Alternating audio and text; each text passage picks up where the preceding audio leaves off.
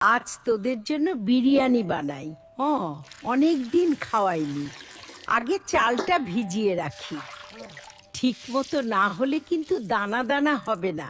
মুরগিটা দই মশলা দিয়ে ভালো করে মাখিয়ে রাখি। একটু সময় দিলে স্বাদ ঢুকে যাবে। এবার কড়াইতে মশলা দিয়ে কষাই ধীরে ধীরে, তবেই গন্ধটা ঠিক বেরোবে।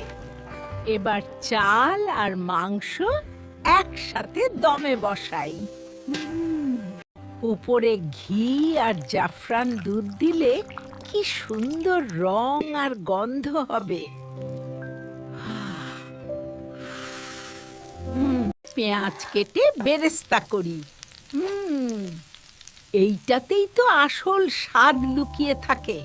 এইবার একটু পরেই দেখবি গরম গরম বিরিয়ানির গন্ধে পুরো বাড়ি ভরে যাবে। চল সবাইকে ডাকি।